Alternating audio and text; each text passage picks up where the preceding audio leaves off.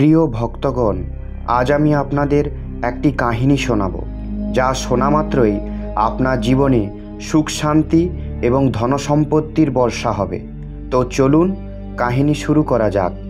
ওং নমঃ শিবায়। প্রিয় ভক্তগণ, মা পার্বতী ভগবান শিবকে 3টি প্রশ্ন জিজ্ঞাসা করলেন। প্রথম, পৃথিবীতে সবথেকে শক্ত লাঠি কার? দ্বিতীয়, ভালো এবং ঈশ্বরভক্ত লোকেরা অন্যদের থেকে ঠকে কেন? তৃতীয়, আমাদের আপন লোকেরাই আমাদের দুঃখ কেন দেয়? আপনি যদি এই কাহিনী শুনছেন তো সবটা শুনুন। এই কাহিনী অর্ধ অসম্পূর্ণ রেখে যাবেন না, কারণ এই পবিত্র কাহিনীকে অর্ধ অসম্পূর্ণ রেখে গেলে আপনার পাপ লাগতে পারে। তাই এই কাহিনী সম্পূর্ণ শুনুন। আর আপনি যদি ভগবান শিবের ভক্ত হন তাহলে ভগবান শিবকে কখনো অসম্মান করবেন না।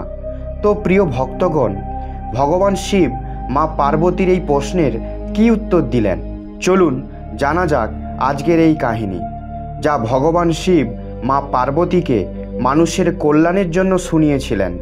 যা শোনার পর মানুষ যদি অনুরূপ আচরণ করে তাহলে তার জীবনে সমস্ত দুঃখ শেষ হয়ে যাবে।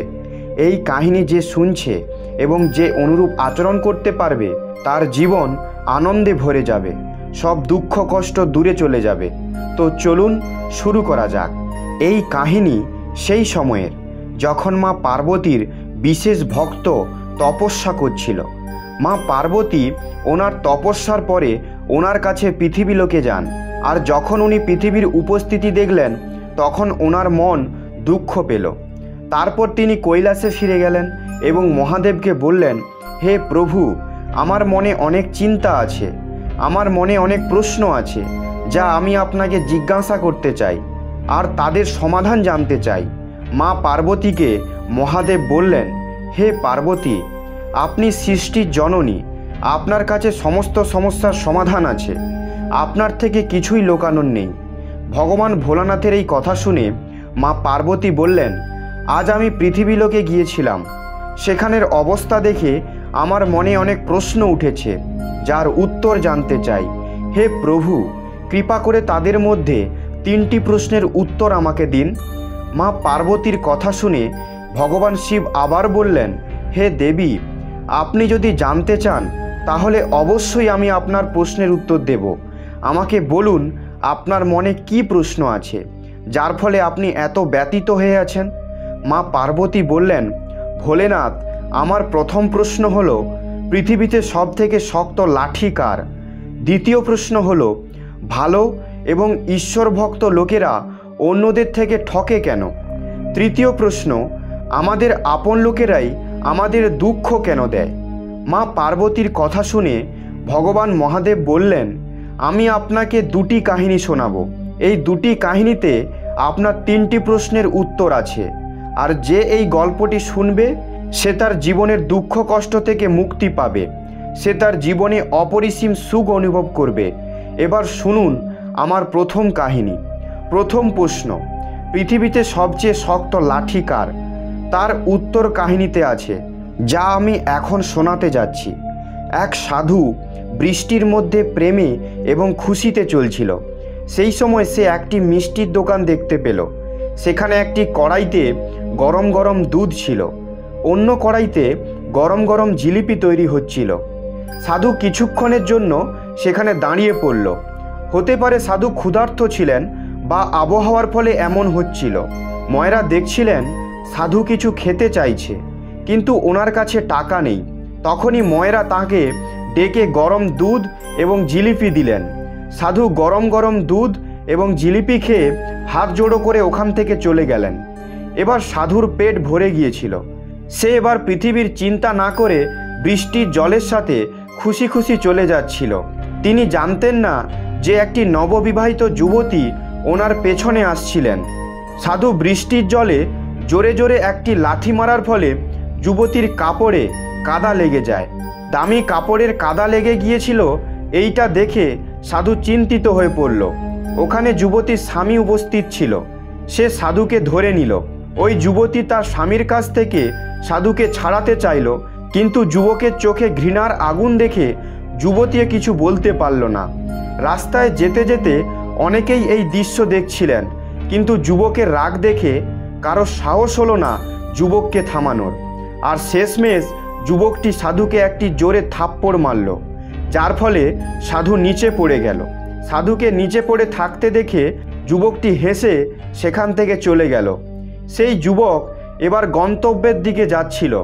কিছু দূরত্ব পরেই সে তার বাড়ি পৌঁছে গেল এবং বাড়ি পৌঁছে সে তার স্ত্রীর সাথে হাসি মজা করে বাড়ির দোতলার ঘরে যাওয়ার জন্য সিঁড়িতে উঠছিল। বৃষ্টির জন্য কিছু জল সিঁড়িতে পড়েছিল। হঠাৎ যুবকের পা পিছলে গেল এবং সেই সিঁড়ি থেকে নিচে পড়ে গেল। যুবতী জোরে চিৎকার করা শুরু করলো। আশেপাশের লোক এসে যুবককে তৎক্ষণাৎ হাসপাতাল নিয়ে গেল। যুবকের মাথা ফেটে গিয়েছিল। যুবককে এই অবস্থা দেখে সাধুর কথা সবার মনে পড়ল। সবাই কানে কানে বলতে লাগলো, নিশ্চয়ই এ সাধুকে থাপ্পড় মেরেছিল, তাই সাধু তাকে অভিশাপ দিয়েছে, তাই ওর মাথা ফেটে গেছে। সাধু যেখান থেকে যাচ্ছিলেন সেখানে বাকি যুবকরা তাকে ঘিরে ফেলল। তাদের মধ্যে একজন যুবক সাধুকে বলল যে, আপনি কেমন ভগবানের ভক্ত? একটি থাপ্পড় মারার কারণে আপনি একটি যুবককে অভিশাপ দিলেন। সাধু বললেন, ভগবানের দিব্যি, আমি যুবককে অভিশাপ দিইনি।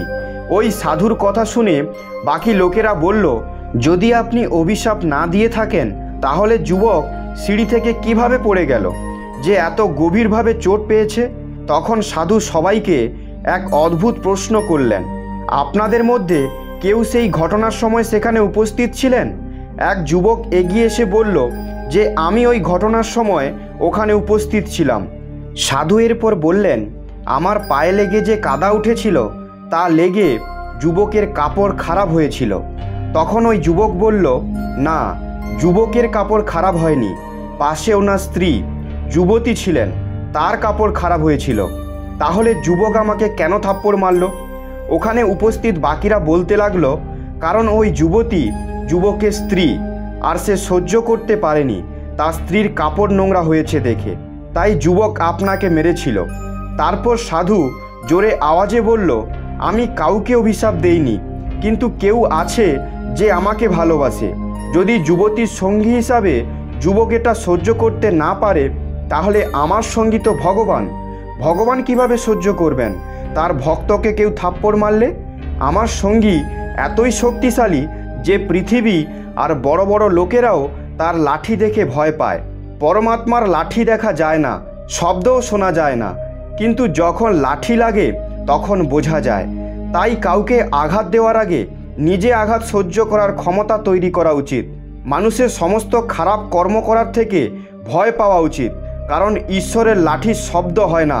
সবচেয়ে শক্তিশালী লাঠি ভগবানের লাঠি, যা কেউ ভাঙতে পারবে না, যার থেকে কেউ বাঁচতে পারবে না। তারপর ভগবান শিব বললেন, আপনার প্রশ্নের উত্তর নিশ্চয়ই পেয়েছেন দেবী। আপনার দ্বিতীয় প্রশ্ন হলো, ভালো এবং ঈশ্বর ভক্ত লোকেরা অন্যদের থেকে ঠকে কেন? এক রাজা ছিলেন, তিনি খুব ন্যায়সঙ্গত এবং ধর্মপরায়ণ ছিলেন। তিনি ভগবানের খুব বড় ভক্ত ছিলেন। তিনি গ্রামে একটি মন্দির তৈরি করেছিলেন এবং এক ব্রাহ্মণকে ভগবানের পূজার কাজে নিয়োগ করেছিলেন। এই ব্রাহ্মণ বড়ই সদ্গুণী, ধর্মপরায়ণ এবং সন্তোষ ছিলেন। সে কখনোই রাজার কাছে কোনো অনুরোধ করত না। রাজাও তার আচরণে খুশি ছিলেন। সে নিয়মিতভাবে রাজার তৈরি মন্দিরে পূজা করত, আর এরকম করতে করতে সে 30 বছর কাটিয়ে দিল। তিনি কখনোই রাজাকে কোনো প্রশ্ন করেননি। আর ওদিকে রাজার পুত্র বড় হয়ে গেল। রাজা তাকে উচ্চ শিক্ষা দিলেন, নিজের পুত্রকে একটি প্রতিষ্ঠিত বিদ্বান বানিয়ে দিলেন। তারপর নিজের পুত্রকে এক সুন্দর রাজকন্যার সাথে বিবাহ দিয়ে দিলেন। যেদিন রাজকুমার রাজকন্যাকে বিবাহ করে আনলেন, সেই দিনই রাজকন্যা রাতে নিদ্রা এলো না। সে এদিক ওদিক ঘুরতে লাগলো। যখন সে স্বামীর পালঙ্কের কাছে এলো, তখন সে দেখতে পেল হীরার মুদ্রা জড়ানো একটি তলোয়ার। তারপর সে সেখান থেকে তলোয়ার বের করলো। তখন বিদ্যুতের সমান প্রকাশ তলোয়ার দেখে সে ভয় পেয়ে গেল। ভয়ের চোটে তার হাত থেকে তলোয়ারটা পড়ে গেল আর রাজকুমারের গলায় গিয়ে সেটা পড়ল। রাজকুমারের মাথা কেটে গেল আর রাজকুমার মারা গেল। রাজকন্যা তার নিজের স্বামীর মৃত্যুর জন্য শোক করল আর পরমেশ্বরের কাছে প্রার্থনা করল, আমার দ্বারা আচমকাই এই এত বড় পাপ কিভাবে হয়ে গেল? নিজের স্বামীর মৃত্যু নিজের হাতে করলাম। প্রভু, আপনি তো জানেন আমি কিছু জেনে বুঝে করিনি, কিন্তু আমি সভাতে এই কথাটা বলতে পারবো না, কারণ এই কথার ওপর কেউ বিশ্বাস করবে না। রাতের সময় যখন ব্রাহ্মণ কুয়োতে স্নান করতে গেল, রাজকন্যা তাকে দেখে কথা বলতে শুরু করলো, আর এরকম বলতে লাগলো যে আমার স্বামীকে কেউ হত্যা করেছে। এসব শুনে আশেপাশের লোক জড়ো হয়ে গেল। রাজা ওখানে এসে জানতে চাইল যে কে আমার পুত্রকে এভাবে মেরেছে। রাজকন্যা বলল, আমি জানি না সে কে ছিল, কিন্তু আমি তাকে মন্দিরের দিকে যেতে দেখেছি। রাজার সঙ্গে সবাই মন্দিরে গেল আর ওখানে ব্রাহ্মণকে পূজা করতে দেখল। ওরা ব্রাহ্মণকে ধরে নিল এবং বলল, তুমি রাজকুমারকে কেন মেরেছ? ব্রাহ্মণ বলল, আমি রাজকুমারকে মারিনি। আমি আজ পর্যন্ত রাজকুমারকে মহলেই দেখিনি। আমি তো তার কক্ষও চিনি না। আমি ভগবানের সামনে কখনো মিথ্যা কথা বলি না। কাউকে না দেখে না জেনে তার সম্বন্ধে দোষ দেওয়া উচিত নয়। এরপর ব্রাহ্মণ অনেক কিছু বলতে থাকলো, কিন্তু কেউ তার কথা শুনল না। কেউ এক কথা বলছে, আবার কেউ অন্য কথা বলছে, কিন্তু রাজার মনে বারবার একটা কথাই আসছিল যে এই ব্রাহ্মণ নির্দোষ। কিন্তু সবার কথা শুনে রাজা ব্রাহ্মণকে বলল যে যেই তলোয়ার দিয়ে তুমি আমার পুত্রের গলা কেটেছ, সেই তরবারিতে তোমার আমি হাত কাটব। রাজা এরকম আদেশ তার সৈন্যদের দিল। এরকম বলে রাজা ব্রাহ্মণের হাত কেটে দিল। এই জন্য ব্রাহ্মণ খুব দুঃখ পেল এবং রাজাকে অধর্মী রাজা বলে সে রাজ্য ছেড়ে চলে গেল। আর সে ভাবতে লাগলো, যদিও কোনো জ্যোতিষীকে খুঁজে পাই, তাহলে বিনা দোষ করে যে আমার হাতটা চলে গেল তার কারণ জানতে চাইব। খুঁজতে খুঁজতে কেউ তাকে বলল যে উজ্জয়নে একটা বিদ্বান জ্যোতিষী আছে। তারপর সে তার বাড়িতে গিয়ে দেখল জ্যোতিষী কোথাও বাইরে গিয়েছেন। ব্রাহ্মণ তার স্ত্রীকে জিজ্ঞাসা করল, মাতাজি, জ্যোতিষী বিদ্বান কোথায় গেছেন? তখন তার স্ত্রী তার স্বামীর সম্বন্ধে অনেক অপশব্দ, বাজে শব্দ বলে দিল। তখন ব্রাহ্মণ তো অবাক হয়ে গেল আর ভাবতে লাগলো, এখানে আমি এসেছিলাম আমার হাত কেন কেটেছে তা জানার জন্য, কিন্তু এবার আমি কিছু জিজ্ঞেসই করব না। এর মধ্যেই জ্যোতিষী ঢুকে পড়ল।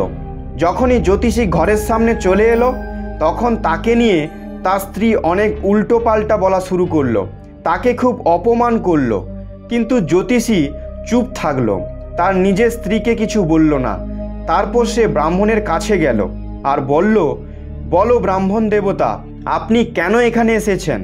ব্রাহ্মণ তার সব কথা জ্যোতিষীকে বলল। আমার সমস্যার কারণ জানার আগে আমি জানতে চাই আপনার স্ত্রী আপনার সাথে কেন এমন করছে, আর আপনি কেন বা এসব সহ্য করছেন? এসবের কারণ কি? জ্যোতিষী বলল, এটা আমার স্ত্রী নয়, এটা আমার কর্ম। সংসারে যা সম্বন্ধ আছে, মা বাবা, ভাই বোন, স্ত্রী পুত্র, আত্মীয় স্বজন, সবই তো আমাদেরই কর্ম। ও স্ত্রী নয়, আমার কর্ম, যা আমাকে ভোগ করতেই হবে। নিজের কর্মের শাস্তি আমাদের অবশ্যই পেতে হয়। আর আমি আমার স্ত্রীকে কিছু বলি না, কারণ আমি চাই না যে এই প্রকার কষ্ট আমি আর পাই। তখন ব্রাহ্মণ বলল, জ্যোতিষী মহারাজ, আপনি কেমন কর্ম করেছিলেন? তখন জ্যোতিষী বলা আরম্ভ করল যে আমি পূর্বজন্মে কাক ছিলাম। আমার স্ত্রী গাধী ছিল, যার পিঠে গভীর আঘাত ছিল, যার দরুন সে খুব কষ্ট পাচ্ছিল আর খুব দুর্বল হয়ে পড়ছিল। আমার স্বভাব খুব দুষ্টু প্রকৃতির ছিল, তাই আমি আঘাতের ওপর ঠোঁট দিয়ে আঘাত করে তাকে আরও কষ্ট দিতাম। যখন কষ্টের কারণে ও ছটপট করত, তখন ওর অবস্থা দেখে আমি খুশি হতাম। আমার ভয়ের কারণে সে বাসা থেকে বের হতো না, কিন্তু আমি তাকে সব সময় খুঁজতে থাকতাম। যখনই তাকে দেখতে পেতাম, তখনই ওকে কষ্ট দিতাম। শেষমেশ আমার কারণে এত কষ্ট পাওয়ার পরে সে গ্রাম ছেড়ে জঙ্গলের দিকে থাকতে শুরু করলো। সেখানে গঙ্গা নদীর ধারে সবুজ সবুজ ঘাস খেত এবং আমার ভয় থেকে দূরে ছিল। আমি ওকে ছাড়া থাকতে পারছিলাম না, তাই ওকে খুঁজতে খুঁজতে ওখানে পৌঁছালাম।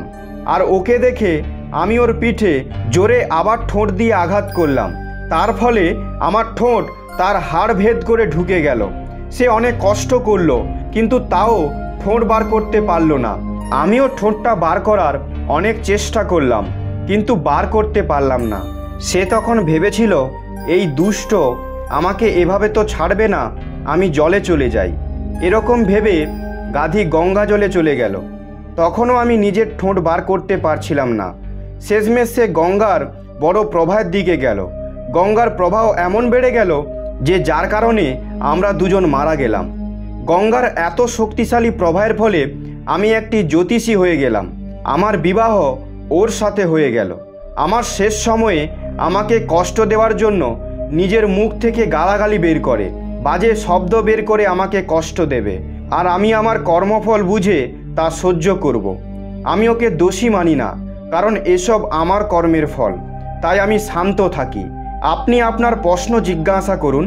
ব্রাহ্মণ সমস্ত কথা বলার পর জিজ্ঞাসা করল, অধর্মী রাজা নির্দোষে আমার হাত কেন কাটল? তখন জ্যোতিষী বলল, হে ব্রাহ্মণ, শোনো, রাজা তোমার হাত কাটেনি, তোমার কর্ম কেটেছে। কারণ পূর্বজন্মে তুমি একটি সন্ন্যাসী ছিলে, আর সেই রাজকন্যা যার হাত থেকে রাজকুমার মারা গিয়েছিল সে একটি গরু ছিল, আর সেই রাজকুমার কসাই ছিল। এখন কসাই গরুকে মারতে চেয়েছিল। তখন গরু তার প্রাণ বাঁচানোর জন্য তোমার সামনে দিয়ে জঙ্গলে চলে গেল। পেছনে কসাই এলো আর তোমাকে জিজ্ঞাসা করছিল যে এখানে গরু দেখেছেন কি?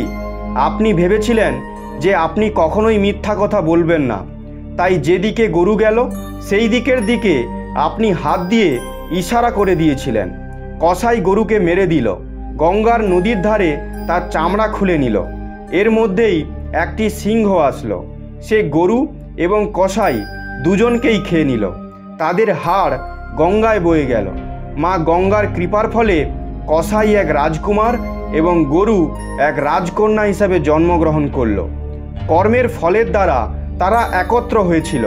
কারণ কসাই গরুটিকে তলোয়ার দিয়ে মেরেছিল, তাই রাজকুমারীর হাত থেকে তলোয়ারটা পড়ে গিয়ে রাজকুমারের গলা কেটে গেল আর সে মরে গেল। এভাবেই সে তার কর্মফল ভোগ করল। তুমি যে হাত দিয়ে ইশারা করেছিলে তাই তোমার সেই হাত কাটা গেল। তাই তোমার কর্মফল অনুযায়ী তুমি শাস্তি ভোগ করছো। হে পার্বতী, আপনি শুনেছেন যে মানুষ নিজের কর্মের দ্বারাই নিজেই গালি খায়। এটা হলো আপনার দ্বিতীয় প্রশ্নের উত্তর। আর তৃতীয় প্রশ্ন হলো, আমাদের আপন লোকেরাই আমাদের দুঃখ কেন দেয়? এর উত্তর আগের কাহিনী দিয়ে দিচ্ছি। আগের কাহিনীতে জ্যোতিষী তার স্ত্রীর থেকে গালি খায়, কারণ সে পাপ করেছিল। তাই আমরা আমাদের আপনজনের কাছ থেকেই দুঃখ পেয়ে থাকি। যা কিছুই কোনো ব্যক্তির সাথে হয়ে থাকে তা কর্মফল অনুযায়ী হয়ে থাকে। ভগবান শিবের এইসব কথা শুনে মা খুব খুশি হলো। এভাবে ভগবান শিব মা পার্বতীকে 3টি প্রশ্নের উত্তর দিলেন। এই ভিডিওটি বলার সময় কোনো ভুল হয়ে থাকলে আমি ক্ষমা প্রার্থী। আশা করব আপনাদের এই ভিডিওটি ভালো লেগেছে। আপনি যদি ভগবান শিবের সত্যিকারের ভক্ত হন তাহলে চ্যানেলটি সাবস্ক্রাইব এবং ভিডিওটি লাইক করে কমেন্টে হর হর মহাদেব অবশ্যই লিখবেন। আপনারা সবাই ভালো থাকবেন। ধন্যবাদ।